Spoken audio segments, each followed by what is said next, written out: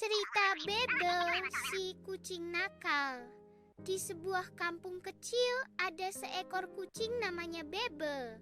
Bebel ini kucing yang lucu banget tapi suka nakal juga. Suatu hari Bebel lihat burung di atas pohon. "Wah, aku mau tangkap burung itu," kata Bebel.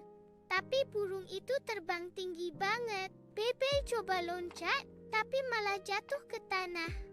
"Aduh, sakit ya," kata Bebel sambil megang kaki. Tapi Bebel nggak kapok. Dia lari-lari ke kebun cari tikus. "Ini enak nih, mau aku tangkap juga." Tapi tikusnya lincah, lari ke lubang kecil. Bebel cuma bisa ngintip dari luar. Akhirnya Bebel capek dan tidur di bawah pohon. "Nakal itu capek ya, aku mau tidur dulu," kata Bebel sambil tidur nyenyak.